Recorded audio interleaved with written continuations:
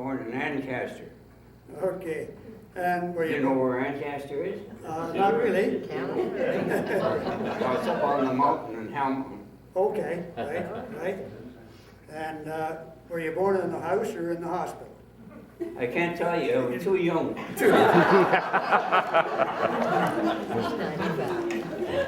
And Eh? what brought you to Lakefield? What brought me? Yeah. The Depression. Okay. So, And you moved to Lakefield in what year did you come to Lakefield? 1931. Okay. And you came with your mother and father?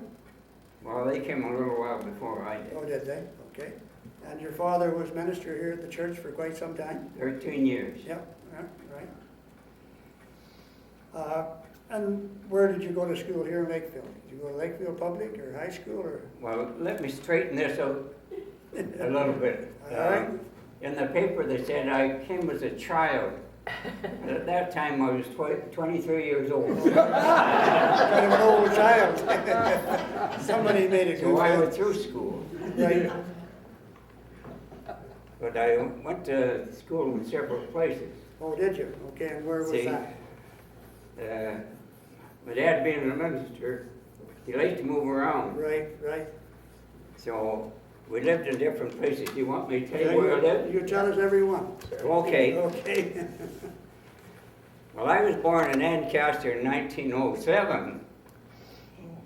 My dad went to Moody Bible Institute in Chicago, and he got his diploma that he could preach.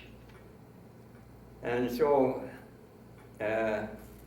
we went to Bothell, was the first place he had the charge. That was in 1908. Apparently they didn't like it there too well or something because he was only there a year and we moved to Kinmount. Now that was quite a journey from Bothell. That's the other side of London.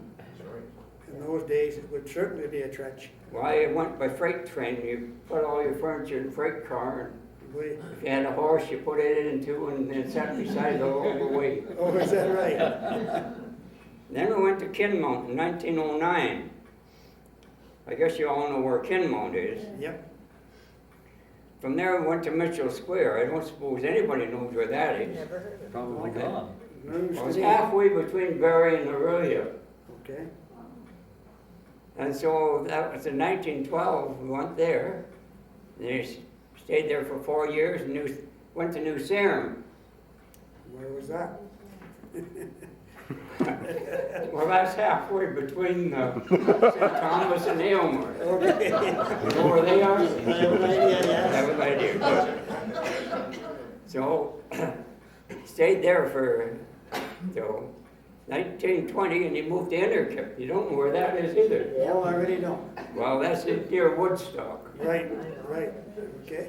and that was just the time I had the time of my life and lived there because I was just at the age of. You're getting into trouble pretty easy. Yeah. Well, I started school in 1912. You asked me when I started school. Right. So, in that part of the country, if you ever lived there, that is one of the snow belts of Ontario. Right. And when you went to school, I had to walk for half a mile or so. We lived in an old frame house. You went to bed, you left your clothes on. So anyway, I started school there. Then we went to New Sarum. That's where I started in Mitchell Square. Then we went to New Sarum. We stayed there for 2 years and went to Innerkip. Now Innerkip is near Woodstock. Right. Good. And that's where I spent my teenage Right. there, and so I had a lot of fun. Then I had to go to high school. We only lived about 7 miles from Woodstock, but in those days you didn't have buses. Right. So we were to make connections to go to school. The train left Innerkip about 8:15, and we went to Galt. That was 25 miles. Right. I know where Galt is. You know where I've Galt been there is? before, yeah. What? So we went back and forth every day. We bought a book of tickets for a month for $4.25. Not just for yourself, or, That, yeah. Every time you got on the train, you give them a ticket. right. So anyway, after that, let's see where we go from here. So I finished school in Galt. I took 1 year in a regular course, and then they started technical course. So that was right up my Right up line. your alley, eh? Good. So I took that, and took the first class. Took 2 years in a 3-year course. So You're done all right then. yeah. Yep. Well, then I went to Hamilton. Mother and Dad went to Selkirk, and I worked in the Canadian American Can Company. That's where they made tin cans. Right, oh yeah, okay. And I worked there for a year and a half or so. I got in a dispute with the boss, so He didn't like you, or you didn't like him? I says, I had to solder holes in tin cans, and the acid came up in your face, and I says, I'm not going to do that. Well, he says, you know what you can do? And I says, sure, I know what I can do. So he expected me back again, but I never went back. Never showed up. So then the next place I ended up was Chesley. You know where Chesley is? No, I don't. Oh dear, you want to get around. I never did a Lakefield. So, well, Chesley's south of Owen Sound, Okay, near Hanover, up in that country. right, So I got a job in the furniture factory there. right. That was just up your alley too, wasn't it? Yes, Yes. it was. But then the Depression came along and it closed up, so Mother and Dad had moved to Lakefield, so to have some place to hang my hat and sleep, I came to Lakefield. And they took you back. Yeah. Yeah. So was 1931 when I landed in Lakefield. Okay. So when you landed in Lakefield, did you get a job here right quick, or? Well, no, for 2 or 3 years, nothing too much, but they had an order for canoes to be shipped over to, I don't know, it was England or France, Germany, one of those places.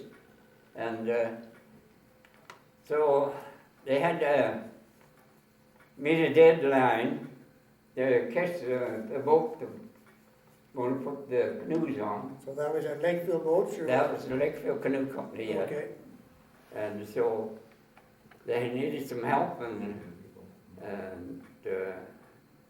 so one of the lads up there said, well, I had worked on the furniture factory in Wood, so they asked me to come up there, so I went up there, right, got that order out, and after then they more or less, everybody that had been working on it left except 2 or 3. I don't know whether you remember. Do you remember Fred Richardson? yep, I sure do. Well, Brown Boat Company, Mr. Brown, he died in an accident, and she had a canoe she wanted built. So Fred Richardson and I were the only ones there, so he knew how to do the machine work and had a good idea how to do the rest of it, being there so many years. So, between he and I, we built this canoe. Now, that's the first canoe I ever built. Right, first one right here in Lakeville. Yeah, Yeah. right here in Lakeville. So then, what was your other job? Did you stay long at the Lakefield? Well, then, yes, George Cook started Lakefield Sailcraft. Right, I remember that. Remember that? Yeah. And so I had learned some on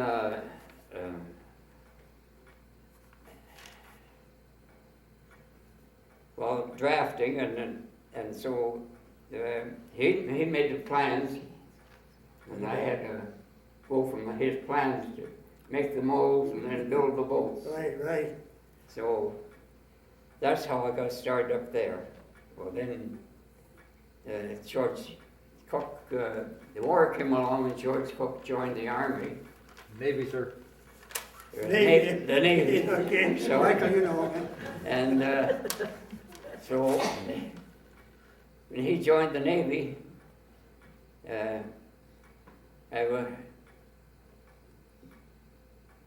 Peterborough Canoe Company bought out all his molds and the boats that hadn't been finished. So I got a job in Peterborough. And I went to Peterborough and I finished rigging the sailboats. And they kept me on there, so I stayed there for in Peterborough Canoe Company until they closed up. If anybody wonders where the Sailcraft was, they just remodeled the whole building that Sailcraft went in. Now they call it the Brown Boat Company there, so. No. They don't, unfortunately, they call it the Brown No, Canoe Company. yeah. Brown Canoe Never Company, was. okay. The Lakeville Canoe Company was across the road from Brown. Right, right. You know the story of that, though. Brown worked for Lakeville Canoe Company, and he decided he could make more money if he built his own factory, so he went across the road. It was a kind of turned trader on them, eh? Yeah. And what other kind of hobbies do you have? What A hobbies? multitude of them. Well, let's see, what do I do? One hobby, I like fishing. I've heard that. Have you ever caught any great big ones? Oh, the biggest one you ever caught was around 16 pounds. That's a nice one. Well, it's all right. And then I caught a pike one time. Maxine's son lived back near Falls. You know where that is? Yeah, Well, that's way back the other side of Dryden up towards Red Lake. right, I caught an 18.5-pound pike up there. right. That would be a nice one. Yeah, that was nice. Yeah. Had to drag it out. And what other hobbies did you have? What other hobbies? Well, most of my hobbies was work. Was it okay? I think when I was at your house the other day, a hobby that I didn't know you had What was was that? carving. Oh, yes, well, That is a hobby. that was a hobby. I didn't feel very well for a couple of months one time, and so I decided for something to do, I started to carve, so, Yeah, what you carved looked pretty good to me. yeah. And what, were you involved in sports at all, like ball and hockey or football or anything like that? Oh, yes, I used to like ball. I used to play softball. Uh-huh. The balls in those days were about that big around. Bigger than they are They're now? not like they are now. No, okay. And you didn't have to have any Mitts. mitts, gloves, or anything like that. Yeah, The only one that had a glove was the catcher. right, right. And who did you play? Did you play Youngs Point, Burley Falls, or? No, I started out when we lived in Innerkip. That's where we started out. We had a good little team there. Right, We were a bunch of teenagers. right.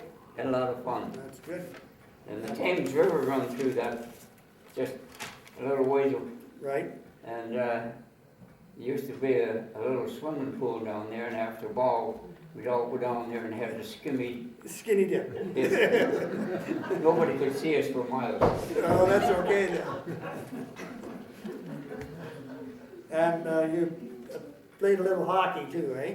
Yeah, played hockey in Lakefield here. Yes, yes. And you told me you played with my Uncle Bill. Yeah, I played with your Uncle Bill. And who else maybe that you, can you remember who else you played with? Well, there's Rolly Kennedy. Right? And there's, Everybody should know Rolly. Yeah. Everybody said that he was better than Joe Blewett, but Joe Blewett was exceptional. Okay, so, well, Joe played too. oh yes, yes. And let's see who, it's George Stenner. Yeah, right. And let's see, George Wanamaker. Right. There used to be another lad just live up here in Regent Street. I don't know what was his name now. He used to play. Well, then there were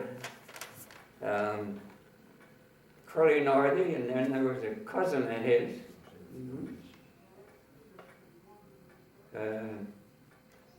Harding Stewart played part-time. Then there was one or two from Peterborough came up, used to play. And who did you play against? Did you go against Peterborough teams or, Yes, that was East Peterborough League. right? First winter I was here, I came in January, and so nothing much to do, so I used to go up to the rink and Play go hockey? what they call rink rats. Rink rats and stay right there, right? Yeah, Yes, well, there's lots of them around at times, eh? so Tommy Chaplin, he was He was the head, he was the head one. and that's how come we got Kentucky on the far side of the bridge and you're over here, isn't it? Yeah, Yeah. that's right. Anybody know why they called the Smith Township Kentucky? That was because Tommy Chaplin, did you help play him, Kim? We live there. You live in Kentucky, do you? But anyway, that's why it has been, they split the two teams. Two teams there. Two teams, one was Kentucky and the other was, Yeah, and then they played, there's Warsaw they played, oh, did they? Yeah. and Keene or Hiawatha or any of those down no, there? there used to be a team from out in Smith, That was the Gills team, wasn't it? and the Gill brothers played on that. Yeah, that was a rough But you team. you had to watch them because you only had one way, and that was straight ahead if you got in the way. You were going. Yeah, I heard that before. yeah. Yeah, somebody had told me that, but I didn't I know see. whether I should believe it or not. Oh, But they were good, the Gills were big fellas. oh yes, they Yeah, were. husky men. Yeah, Yeah, they sure were. yeah. There's some company here, I think. And when you retired from the canoe after it closed up, what did you do then? When I quit Yeah, Peterborough, or Lakefield, well, don't forget I came to Lakefield. yeah, oh, you come back, yeah. Yeah. When Peterborough closed up,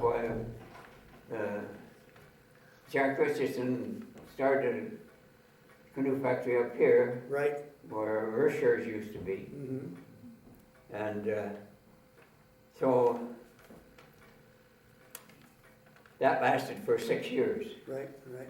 Then they weren't making any money, so they just closed up. Shut her down, yeah. Then I went to Peel Marine. Right, right, you stayed there till, Then I stayed there till my working days for somebody else is over. and then went on your own after that. Yeah, well, it's just more hobby after that. That's right. There. Didn't make any money, but a lot of fun. Yeah, that's right. Yeah. But you made a canoe about 2 years ago, didn't you, Walter? Yeah. Yeah. Yeah. Oh yeah, I still have a canoe in my basement I haven't got finished, but it's been on the go for a couple of years. Well, so no hurry. No, it's not. And you volunteered at the Peterborough Canoe Museum, too. Oh yes, You I helped them all there. out down there quite a bit. Well, I helped out a bit. I built one or two canoes for them to raffle off to make some money. Right on, right on, There's a couple of canoes down there in the museum that I built. right. I've never been down there, but I'm gonna go down there someday. Oh, you you want wanna- to? It's a good place. Yep.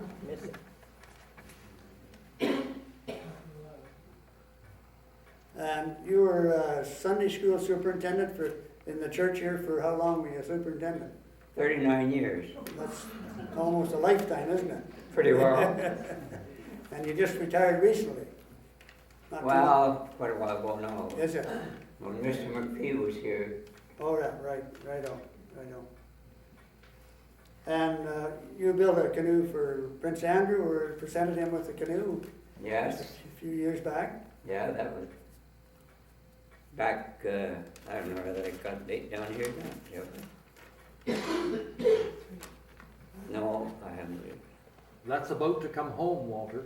Yeah. Is it? Yes, that was quite an undertaking too, that, to get permission to, give anything to the royalty, it had to go through a whole lot of red tape. Oh, is that right? So, I don't know how long they've been working on it, but Ken Morris was the one that more or less pushed that. Uh-huh. And 2 weeks before Prince Andrew was leaving, they gave permission to have one built. It's time to build a canoe, didn't it? So that was kind of a rush order. Did you get it done? So I started on it, and I worked, and the last, I had to get it varnished because on Saturday was the last time I did be able to varnish it, because they don't work on Sunday. Right. No. Never did. And I never don't will. think it will. No. So anyway, I had to get the thing varnished. I give it a coat of varnish on the Saturday morning, and then in the evening I went over and turned it over and varnished the other side. And they presented it to them on Monday. You done pretty well, didn't you? Yeah, so we hit the deadline anyway. That's good, that's good. So we saw him, he took it up to the school, and he and Terry, yes, Yes, yeah. they got in and took it for a paddle on up the lake. Yeah, he would enjoy that. Yeah. Yeah. So the only thing now is that I used to like canoeing down here, but the days are past. I can't get the canoe in the water. Oh, come. Well, they were going to build a wharf for boats down the end of Reed Street here. But somehow they got mixed up, and they decided they'd put a boardwalk down there instead of So you putting got a it. wharf in. Yeah, so they should have put a lift in there for your canoe. Yeah, but Something. so anyway, I guess my fishing days are over. Oh, well, somebody would probably take you fishing, wouldn't they? Well, I don't know. Anyways, any other stories you can tell us now? Oh, I could tell you all kinds of stories, I guess. Well, we got time, or we'll take time. Any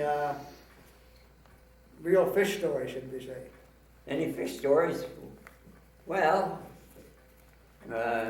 Frank Payne, Carmen Payne, Right? myself, we used to do a lot of fishing. Yes, they both enjoyed it too, didn't they? They enjoyed fishing, Yeah. Carmen especially. Oh, yes, definitely. And so we used to go fishing, and I built a boat for myself, Mhm. straight strip boat, and I had a Champion motor. Now, that Champion motor worked like an old Model T Ford. You advance the spark or the gas, see? Mhm. You know, you ever ride an old Model T? Yes, I did, yes. Well, you had 3 pedals, didn't you? Yep, Yeah. One was the brake, and one was reverse, and one was straight ahead. straight ahead. Yeah. Yeah, you had 2 speeds ahead. Right. Yeah, that's right. Well, this motor was about the same as that, see? So we could go up the lake here, and you could make that thing go so slow you could see the flywheel going around. You should read what was said on it. It was slow then, wasn't it? It was